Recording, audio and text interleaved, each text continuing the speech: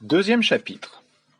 Dès qu'elle toucha l'héritage de sa vieille tante, Adèle acheta en catastrophe un 2 pièces, cuisine humide, une table, 2 tabourets, un lit une place, un drap, un oreiller, une casserole, 2 assiettes et un métronome. À 21 ans, Louis possédait en tout et pour tout un manteau, une chemise à carreaux, un pantalon avec un trou, une paire de chaussures, 2 culottes, 2 paires de chaussettes, un canif et une flûte Yamaha. Adèle possédait une robe à pois, un chapeau de paille, une paire de chaussures, 2 culottes, un collant d'hymne, un tuba Selmer. Ils en conclurent qu'ils étaient pauvres, et ils se nourrirent tous les jours de sardines en boîte. À la fin de l'année, Adèle mit au monde un beau bébé couvert de fins cheveux dorés, un mignon petit chou, un trésor prénommé Jacques. À force de privations, Adèle et Louis avaient réuni une somme suffisante pour acheter de la peinture bleue, premier prix. Ils recouvrirent presque toutes les taches de moisissure sur les murs de la chambre. Ils cédèrent leur lit au petit Jacques et allèrent dormir dans la cuisine, assis sur les 2 tabourets. 6 ans plus tard, Adèle et Louis étaient encore plus pauvres. Ils n'avaient plus que les mouches à manger. L'été, Vivaldi à la rivière et mouches fraîches. L'hiver, mouches sèches et Vivaldi sous les combles glacés. Mais couvé entre les 4 murs de sa soupente cloquée tendrement chérie par ses 2 parents mélomanes, le petit Jacques ignorait ce qu'était la misère, puisqu'il ignorait ce qu'était la richesse. Tous les jours, avec papa et maman, c'était dimanche, tant il est vrai qu'amour et musique savent reboucher bien des trous et panser bien des plaies.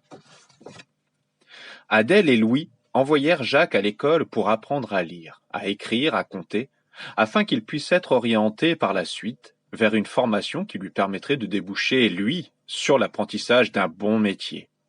À force de privations, ils avaient mis de côté une somme suffisante pour lui acheter une blouse, un cartable, une ardoise, un chiffon et une craie.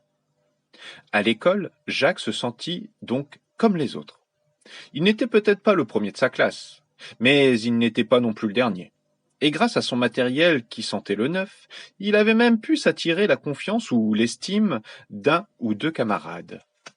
Mais un jour, à la récréation, un grand sortit de sa sacoche un magazine People pour le lire.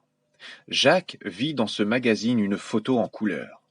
C'était en slip de bain, un homme célèbre, beau et bronzé, qui trempait ses jambes dans une piscine où flottait une femme belle, célèbre et pratiquement nue. Cet homme beau et célèbre croquait dans une pomme de terre chips et faisait un clin d'œil dans la direction de Jack. Jack comprit d'un seul coup le sens du mot riche, et dans le même mouvement, le sens du mot pauvre. Le soir, le cœur lourd, Jacques céda sa part de mouche à ses parents.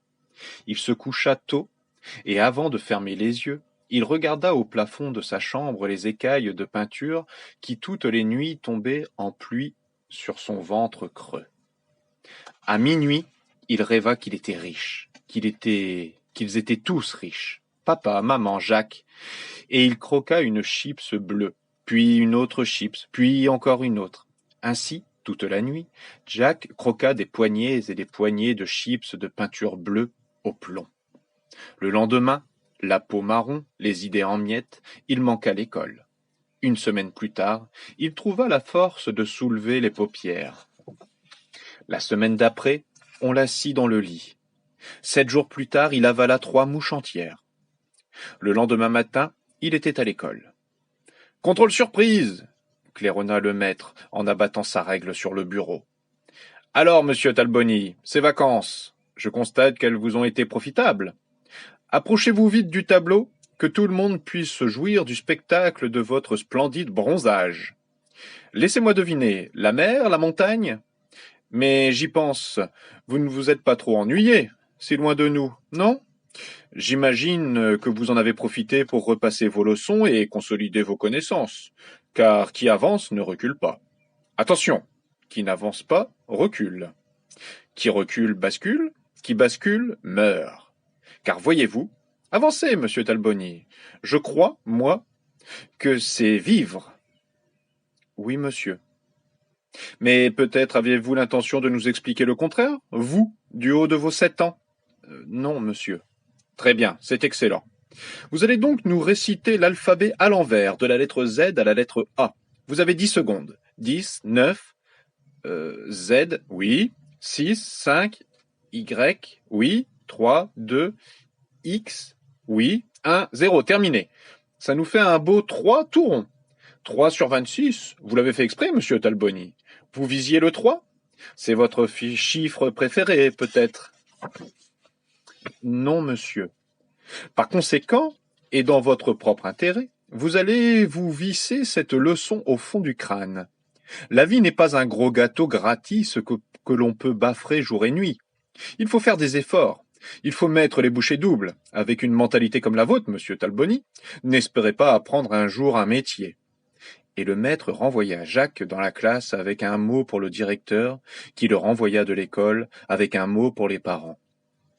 Adèle et Louis moururent le soir même, ensemble et en silence, assis sur les tabourets de la cuisine. Le lendemain après-midi, tout au fond du cimetière municipal, devant la fosse commune, Jacques pleura à côté du croque-mort, parce que c'était la première fois qu'il voyait ses parents couchés, et parce qu'ils étaient serrés l'un contre l'autre, comme des amoureux. La nuit même, on conduisit Jacques dans le dortoir de l'orphelinat de région, et on lui attribua un lit vide.